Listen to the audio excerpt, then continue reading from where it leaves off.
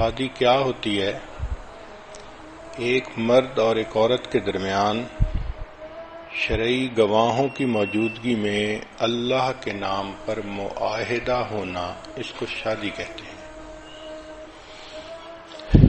یہ جو ایگریمنٹ ہوتا ہے، نکاح ہوتا ہے، یہ اللہ کے نام پر ہوتا ہے۔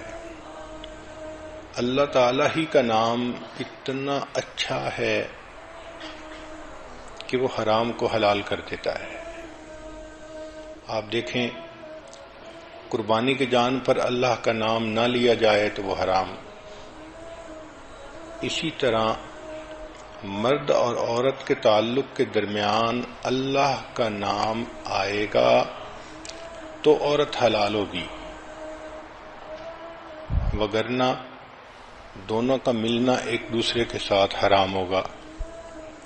قربان جائیں اس پروردگار کے نام پر کہ جس کا نام اتنی برکتوں والا۔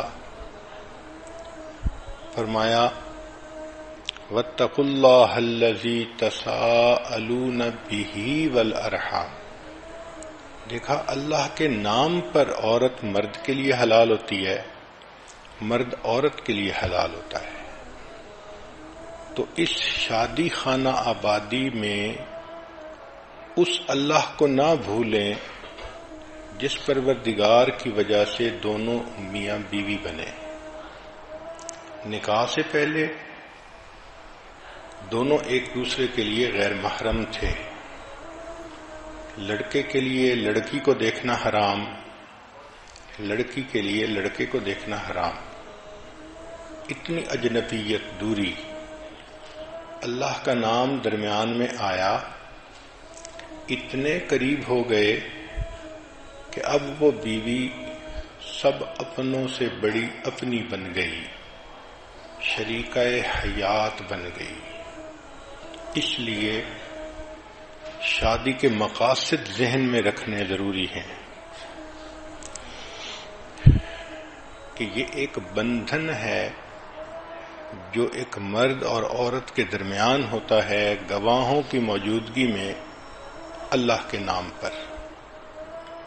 کہتے ہیں کہ wedding rings are the world's smallest hand cuffs,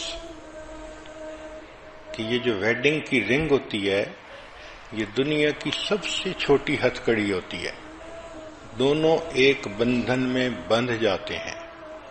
قرآن مجید میں اللہ تعالیٰ فرماتے ہیں وَأَخَذْنَ مِنْكُمْ مِيثَاقًا غَلِيظًا، اور وہ تم سے ایک پکا عہد لے چکی ہیں، کمٹمنٹ لے چکی ہیں۔ چنانچہ شادی کے مقاصد میں سب سے پہلا مقصد ہے گناہوں سے بچنا۔ خاوند بیوی کے ذریعے گناہوں سے بچے اور بیوی خاوند کے ذریعے سے گناہوں سے بچے۔ یہ شادی کے مقاصد میں سے سب سے پہلا مقصد ہے۔ اور دوسرا مقصد ہے ایمان کو مکمل کرنا، چونکہ نبی علیہ السلام نے ارشاد فرمایا النکاح نصف الایمان، نکاح آدھا ایمان ہے۔ شادی سے پہلے انسان جتنا ہی نیک بن جائے ابھی آدھے ایمان پر عمل کر رہا ہے۔ نکاح ہونے کے بعد اب ایمان کی تکمیل ہو جاتی ہے، اس لیے اللہ تعالیٰ بندے کے اعمال کا اجر بڑھا دیتے ہیں۔ حدیث مبارکہ میں ہے کہ شادی سے پہلے ایک نماز پڑھیں تو ایک نماز کا ثواب، اور شادی ہونے کے بعد ایک نماز پڑھیں تو 21 نمازوں کا ثواب، اور بعض روایات میں 42 نمازوں کا ثواب۔ تو اعمال کا اجر بڑھ جاتا ہے۔ اس کی کیا وجہ ہے کہ رب کریم یہ فرماتے ہیں کہ میرے بندے، پہلے تیرے اوپر صرف حقوق العباد تھے، ایک نماز کا اجر ایک ملتا تھا کہ صرف حقوق اللہ تھے، اب تیرے اوپر حقوق العباد بھی آ گئے۔ ان حقوق العباد کو پورا کرتے ہوئے جب تم میرے حقوق کو بھی پورا کرو گے میں پروردگار اعمال کی قیمت بڑھا دوں گا۔ تو شادی کے مقاصد میں سے پہلا میاں بیوی ایک دوسرے کے ذریعے سے گناہوں سے بچیں، اور دوسرا ایمان کی تکمیل ہو، اعمال کا اجر بڑھ جائے، تیسرا کہ دونوں کو عزت مل جائے۔ جب شادی ہو جاتی ہے تو خامند بیوی کے لیے عزت کا سبب بنتا ہے، بیوی خامند کے لیے عزت کا سبب بنتی ہے۔ پھر چوتھا مقصد محبت کا ملنا، کہ میاں بیوی دونوں ایک دوسرے کو محبتیں دیتے ہیں، محبتیں تقسیم کرتے ہیں، اور محبتوں بھری زندگی ہوتی ہے۔ پھر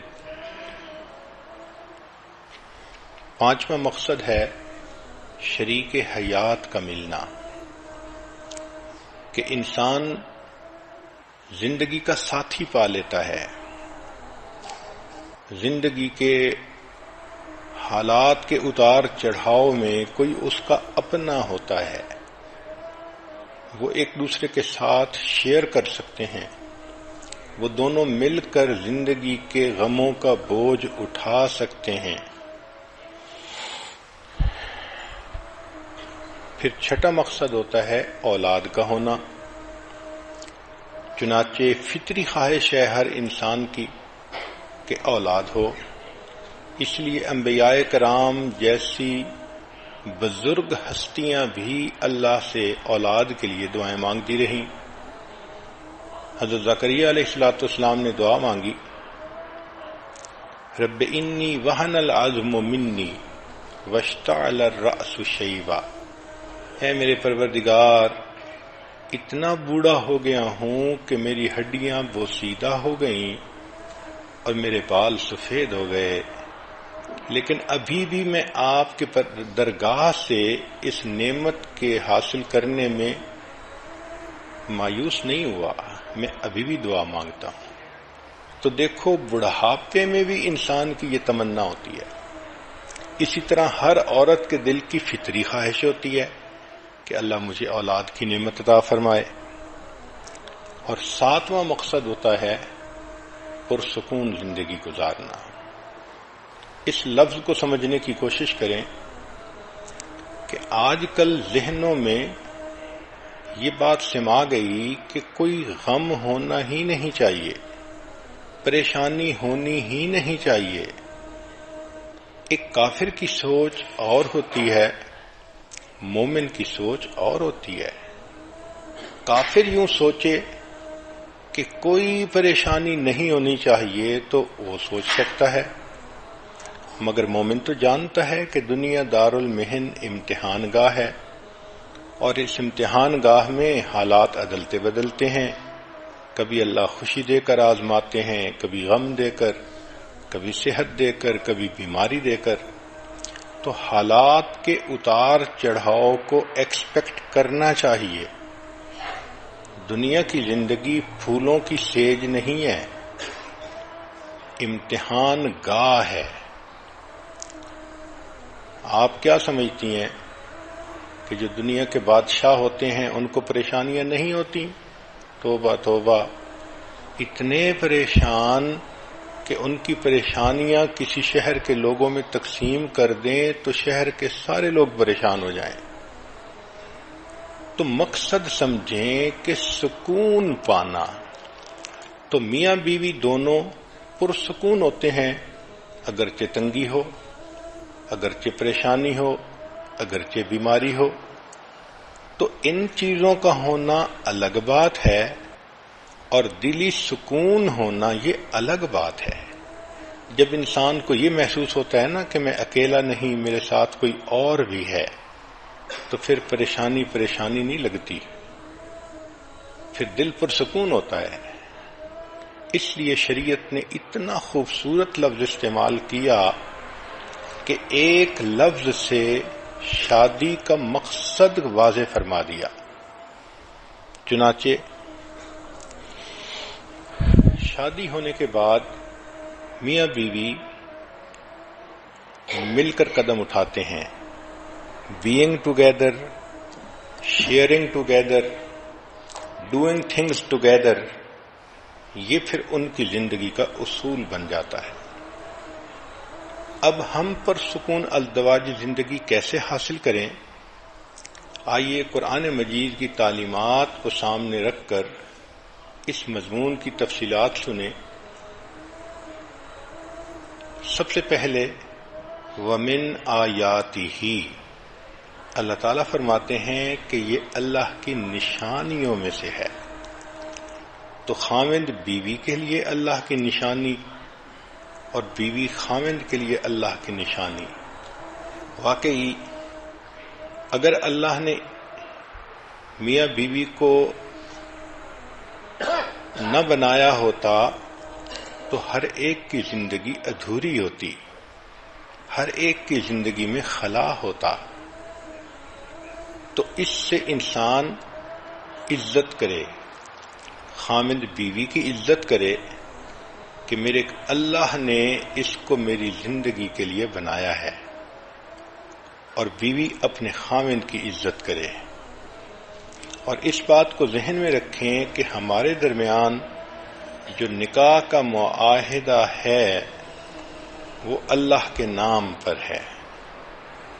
اس لیے سورہ نساء پڑھیے تو آپ کو ہر چند آیتوں کے بعد ملے گا واتقوا اللہ، واتقوا اللہ، اللہ سے ڈرو، اللہ سے ڈرو، کیونکہ اللہ تعالیٰ جانتے تھے کہ میاں بیوی کا ریلیشن شپ اتنا ڈیلیکیٹ ہوتا ہے کہ اگر بندے کے دل میں اللہ کا خوف نہ ہو تو وہ ظاہر میں سچا بھی بنتا ہے مگر دوسرے کی دل آزاری بھی کر رہا ہوتا ہے۔ اس لیے اللہ نے فرمایا کہ تم مخلوق کا خیال مت رکھو، تمہارا معاملہ اللہ کے ساتھ ہے جو دلوں کے بھید جاننے والا ہے۔ So Allah is the witness to all thoughts, intentions and actions. تم جو کر رہے ہو، تمہارے من میں کیا نیت ہے اس کو اللہ جانتا ہے۔ آگے فرمایا وَجَعَلَ بَيْنَكُمْ مَوَدَّةً وَرَحْمَةً، اور اللہ نے تمہارے درمیان محبت پیدا کر دی۔ مودت کہتے ہیں محبت کو۔ چنانچہ میاں بیوی کو ایک دوسرے سے فزیکل اور ایموشنل دونوں طرح کی محبت چاہیے ہوتی ہے۔